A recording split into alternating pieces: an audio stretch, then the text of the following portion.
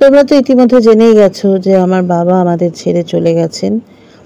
হ্যাঁ, চলে গেছেন গত ৯ই মে। ওই দিন আমার মায়েরও চলে যাওয়ার দিন ছিল। একই দিনে দুজনের চলে যাওয়া।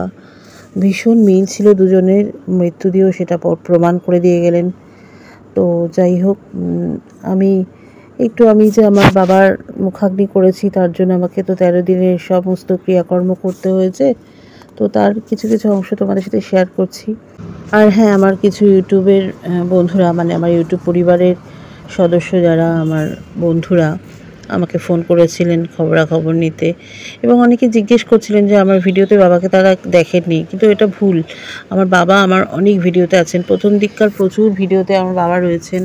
এবং লাস্ট 2023-এ বাবার জন্মদিন করলাম বড় করে, সেই জন্মদিনের ভিডিও দেওয়া হয়েছিল।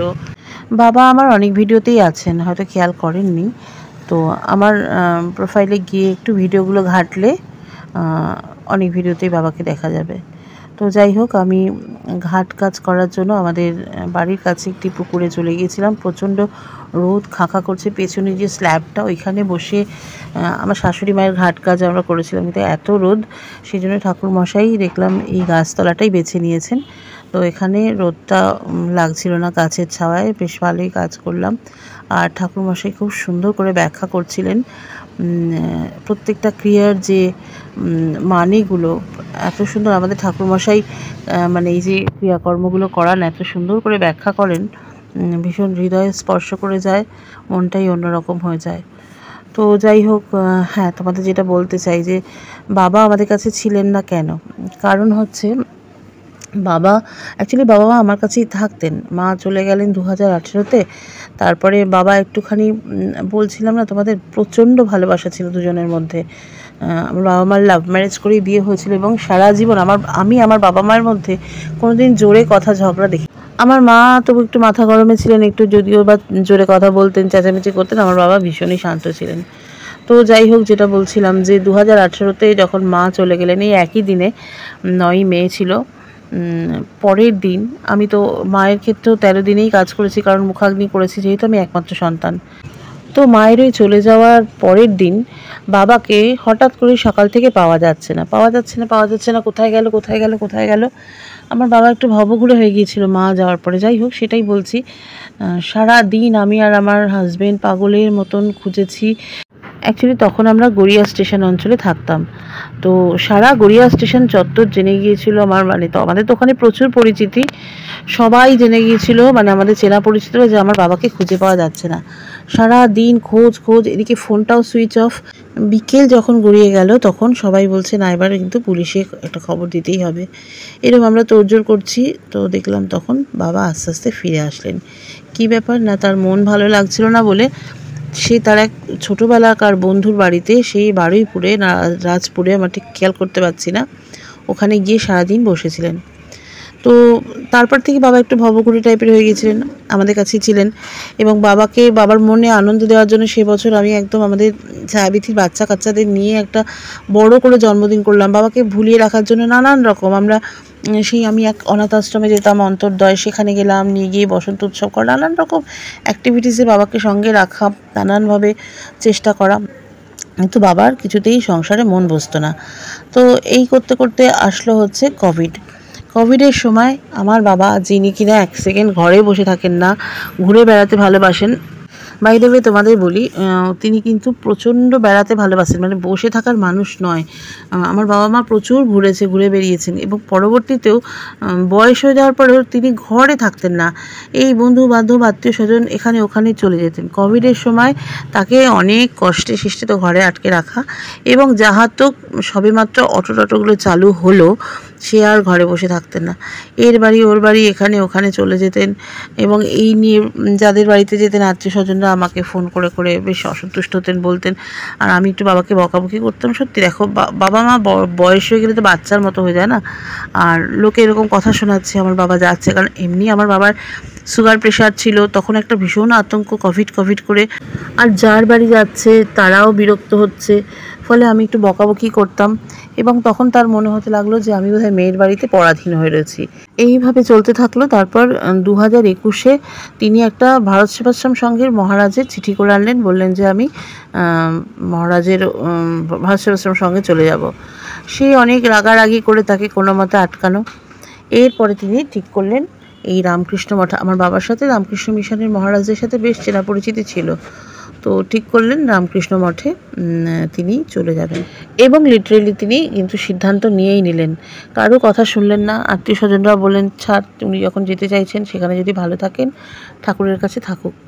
তো চলে গেলেন মঠে, মাঝে মধ্যে আসতেন। তারপরে দুবার সেরিব্রাল হলো, সেই সেরিব্রাল হওয়ার পরে আমার কাছে থাকলো, হসপিটালে ভর্তি করলাম, সুস্থ করলাম।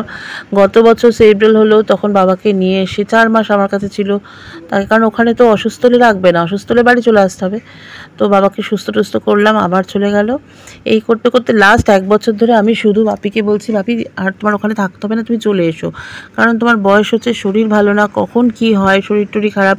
এখানে আমরাও নানান ডিস্টারবেন্সে থাকি, হট করে গিয়ে তোমাকে নিয়ে আসা, ততক্ষণে যে কোনো পরিস্থিতি খারাপ হতে পারে।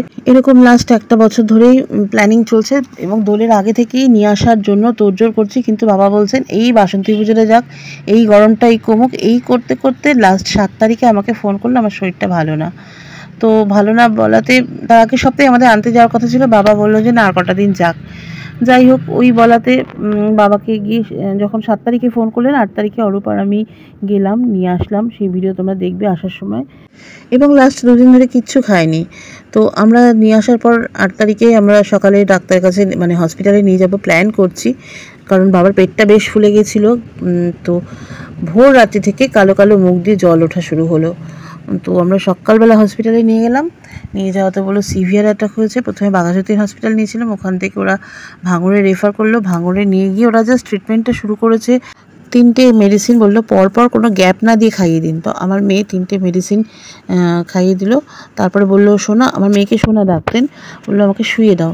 শুয়ে দিল এবং শুয়ে দেওয়ার পরেই দেখলাম আস্তে আস্তে চোখ বন্ধ হয়ে গেল এবং চোখের সামনে আমার হাতের ওপর দিয়ে বাপি চলে গেল। তো যাই হোক, কি বলবো, তোমাদের সাথে সব কিছুই শেয়ার করলাম। এর আগে ঘাট কাজের ভিডিও তোমরা কথা শুনতে শুনতে দেখে নিয়েছো।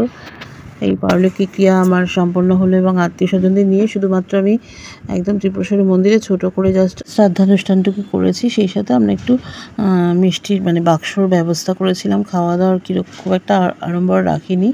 তো আত্মীয় স্বজন জ্ঞাতিরা এসেছিল, সেই ছবি তোমরা দেখতেই পাবে। এই মুহূর্তটা সবেমাত্র কাজ করতে বসেছি। আর এখানে অনেকেই আশেপাশে তারাও তাদের শ্রাদ্ধানুষ্ঠানে কাজ সারছিলেন এবং বাবার এই শ্রাদ্ধানুষ্ঠানে কাজ হয়ে যাওয়ার পর আমি এবং আমার জাতুতো দাদা বসে, আমার বাবা যেহেতু ভীষণ গান শুনতে ভালোবাসতেন, আমাদের বাড়িটা তো গান বাজনারই বাড়ি, যে আমার জাতুতো দাদা পাশে বসে আছেন, আমরা বসে গান টান করলাম, মানে বাবাকে একটুখানি শ্রদ্ধা জানালাম গানের মধ্যে দিয়ে। তো তারপরে এই দেখো, এবার আমার পরিবারের লোকজনদের তোমরা দেখে নাও, ছবি তোমাদের সাথে শেয়ার করলাম, আমাদের জ্ঞাতিরা। তো এই করে বাড়ি ফিরে আসলাম। তারপরের দিন একটু নিয়মভঙ্গের দিন ব্রাহ্মণ ভোজন করালাম, কারণ জ্ঞাতিরা কেউ আসতে পারেননি। তো ব্রাহ্মণ ভোজন করিয়ে ব্রাহ্মণের হাত থেকে আমি মাছটা খেলাম, কারণ হয় জ্ঞাতিরা হাতে মাছ তুলে দেবেন, হয়তো ব্রাহ্মণ ঠাকুরমশাই আর কি। তো ঠাকুরমশাই যে তেল হলুদ আমাকে ছুঁয়ে দিলেন এবং তারপরে আমাকে মাছ আমার হাতে তুলে দিলেন। এইভাবে আমি আমার বাবার পারলৌকিক ক্রিয়া সম্পন্ন করলাম। যাই হোক, আমার বাবার এই শ্রাদ্ধানুষ্ঠানের যাবতীয় কাজ খুব সুষ্ঠুভাবেই হয়েছে এবং ভীষণ মন খারাপ, মন ভেঙে আছে জানো, স্বাভাবিকভাবেই যা হয়। তো সেগুলো আর কি বলবো, সেগুলো বলার কিছুই নেই। তো আস্তে আস্তে আমি স্বাভাবিক জীবনে ফিরছি, কারণ যেহেতু সোশ্যাল মিডিয়াতে আমি প্রফেশনালি কাজ করি, তাই আমার প্রোফাইলের অবস্থা খুবই খারাপ হয়ে গেছে। দেখো, সোশ্যাল মিডিয়ায় কাজ করাটা আমার কাছে একটা জীবনযুদ্ধ। কাজ বন্ধ করলে আমার একেবারেই চলবে না। আমি খুব কঠিন পরিস্থিতির মধ্যে আছি, তোমরা জানোই। তো যাই হোক, আস্তে আস্তে সেখান থেকে বেরিয়ে আসছি, রিকভার করছে। তো আমার হাজব্যান্ড আর আমার মেয়ে আমাকে ভীষণ সাপোর্ট করছে, সেই সাথে আমার ফ্যামিলিতে আমার পিসিরা সবাই আমার পাশে আছে। তো ধীরে ধীরে চেষ্টা করছি স্বাভাবিক ছন্দে ফিরে আসতে আর কাজে মন দিতে। কাজ না করলে আমি আরও পাগল হয়ে যাব, কারণ মা বাবা দুজনেই চলে গেছে, স্বভাবতই আমি অনাথ হয়ে গেছি, বুঝতেই পারছো। মন একদমই ভালো নেই, তার মধ্যেও চেষ্টা করছি মন ঠিক করে কাজ করার। আর এই যে আমার লিলি ফুল গাছে লিলি ফুল হয়েছিল, তার ভিডিও তো তোমরা আগেই দেখেছো রিলসের মধ্যে দিয়ে। তো প্রথম লিলি ফুল সেটা তোমাদের সাথে শেয়ার করলাম। তো চলো আমার বাবার শেষ দিনটা কেমন ছিল, মানে আমি যখন বাবাকে গাড়ি করে ট্যাক্সিতে করে নিয়ে আসছিলাম তখন বাবার কি করছিল তোমাদের সাথে একটু শেয়ার করে নিই, তোমরা দেখে নাও বাবার শেষ মুহূর্তটা। এই শেষ মুহূর্তের স্মৃতিটুকু আঁকড়ে আমি সারা জীবন থাকতে চাই, কারণ মা বাবা যারা হারিয়ে গেছে সেই জানে যে কি যন্ত্রণার। দেখো বাবাকে নিয়ে ফিরছি, সকালবেলা আমি আর কারোর সাথে কথা বলতে পারিনি। আর যেটা বলার হচ্ছে, অনেকেই আমাকে কমেন্ট করছো ফুল দেওয়ার জন্য।